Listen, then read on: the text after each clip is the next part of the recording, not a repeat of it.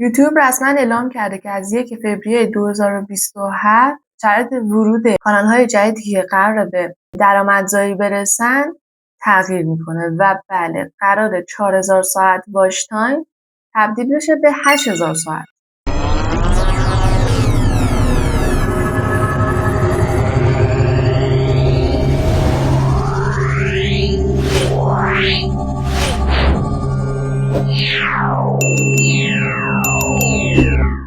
قانون فعلی یوتیوب چیه؟ قانون فعلی درآمدزایی از یوتیوب 2 تا مسیر داره. مسیر اولش رسیدن به 1000 تا سابسکرایب و 4000 ساعت هم واچ تایم از طریق ویدیوهای لاین. و اما مسیر دوم همون 1000 تا سابسکرایب رو دارید ولی باید توی 90 روز گذشته حدود 10 میلیون ویو از طریق شورت ویدیو به دست بیارید.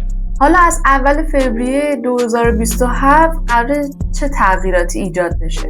برسیم به قسمت مهم ماجرا. یوتیوب رسما اعلام کرده که از 1 فوریه 2027 برای سازندگان جدیدی که میخوان وارد درآمدزایی از تبلیغات و یوتیوب پریمیوم شوند شرایط جدید اعمال میشود.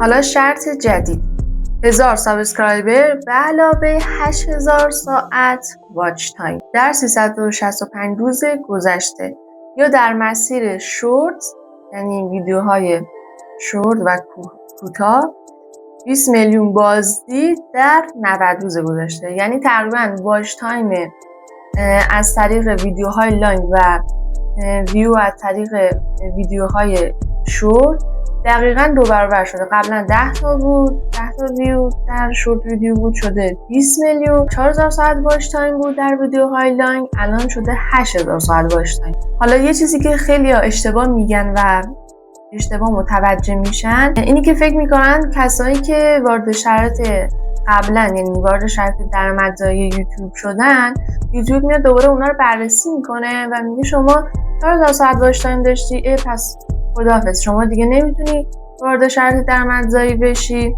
اما اصلا این شکلی نیست. طبق اعلام رسمی یوتیوب این قوانین روی سازندگانی که همین الان وارد شرایط درآمدزایی از یوتیوب شدن، یعنی تا قبل از 1 فوریه 2027 وارد شرایط درآمدزایی یوتیوب میشن و اکانتشون رو به گوگل ادسنس و اینا وصل میکنن، این قوانین شامل حالشون نمیشه. کسانی که تا قبل از این تاریخ به این شرایط برسن. اما کسانی که شرایط درآمدزاییشون یعنی این 4000 ساعت واچ تایم و سابسکرایبر رو اینکه بخوای اکانتتو وصل کنی به گوگل ادسنس و بخوای درآمدتو نقد کنی، اگر به بعد از این تاریخ برسه دیگه شرایط درآمدزایی براتون تغییر میکنه، یعنی دیگه این 4000 ساعت رو باید بکنید 8000 ساعت. حالا الان باید چه کار کنی؟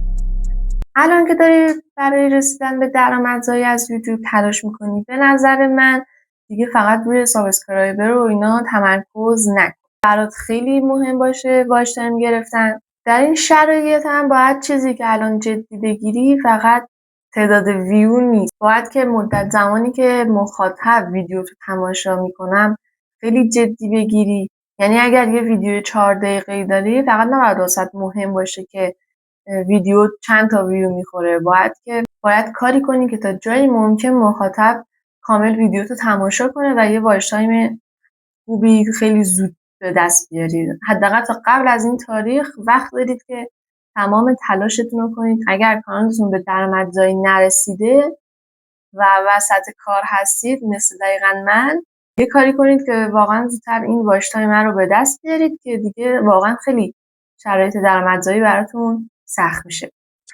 مرسی که تا اینجا ویدیو رو تماشا کردیم. اگر خوشت اومد حتما ویدیو رو لایک کن و از آموزش های دیگه ما هم استفاده کن. تا آموزش های بعدی شما رو به خدا میسپارم. خدا نگهدار.